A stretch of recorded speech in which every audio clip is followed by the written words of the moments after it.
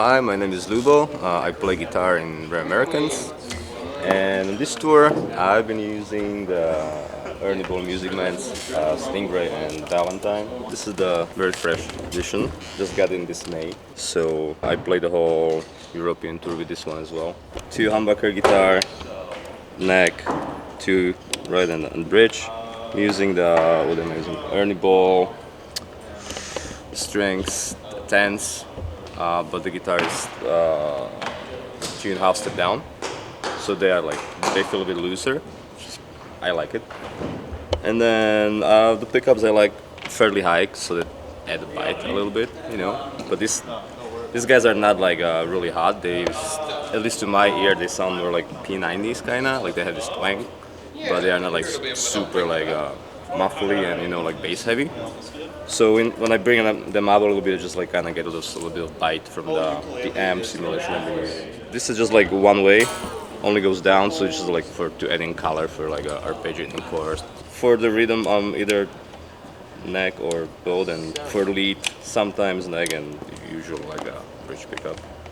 And if I'm playing with volume, it's mainly on the helix. Yeah, I usually try to like bring it all up, and then when we get to the helix, you'll see why I don't really need to play with that as much. The only issue I've got with this guitar, unfortunately, is that in venues when they get dark, it's kind of hard to see a fretboard because it's kind of like dark. So I switched to the other one. This guitar. It's also Ernie Ball Music Man. This is a Valentine.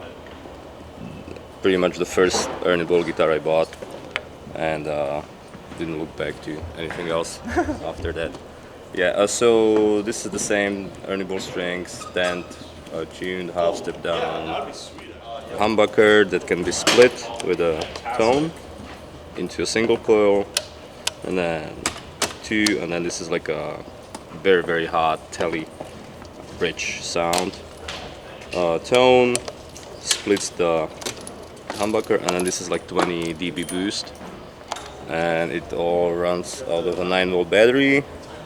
Hardtail, no fancy schmancy tremolo, but it sounds very nice. I really like this guitar, so I was kind of like afraid to bring it on tour. Something happened to the guitar, so from the beginning I was playing this one, and this one was just sitting as a backup.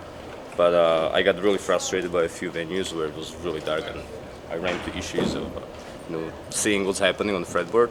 So I switched to this one because it's way brighter than the other one, easier to see.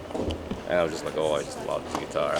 So I'm playing mainly this one. But I'm switching back and forth. Like they both have like a special feel. When you play certain songs on different guitars, it's like you play it a little bit differently. Maybe like people do not notice, but I notice, and it's kind of that's the fun. But usually, like whichever guitar I pick to play with, the other one is a backup. I do not switch guitars between the songs or anything like that. I kind of like these picks. So this is my guitar pick, whatever that is.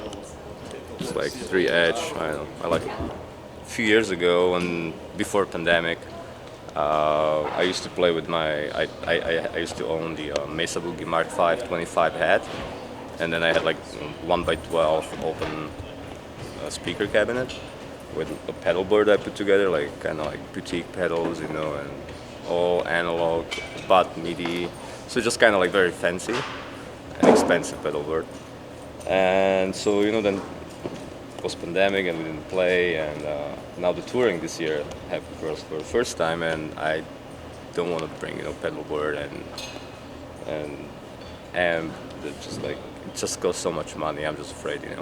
So I was looking into some other options, and since I have a lot of effects that I use when we record songs, I was kind of looking for the option that has solid built-in guitar effects and modulation, because I'm like very heavy on reverbs specific type and just modulation specific type. But I like to combine so kind of like the little research I did, and I came up with this to be the best solution for me, which is a Line 6 Helix.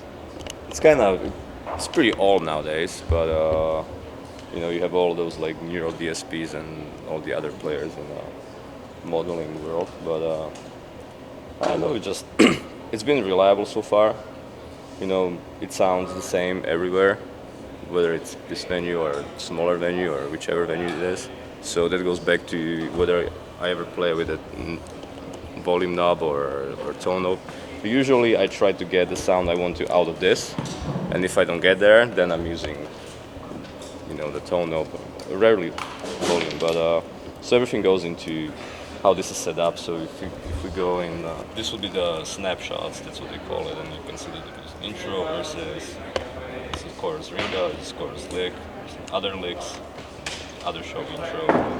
So this is the scene, and I pretty much go in between them as the song goes, and you can see that it's switching effects on and off and stuff like that.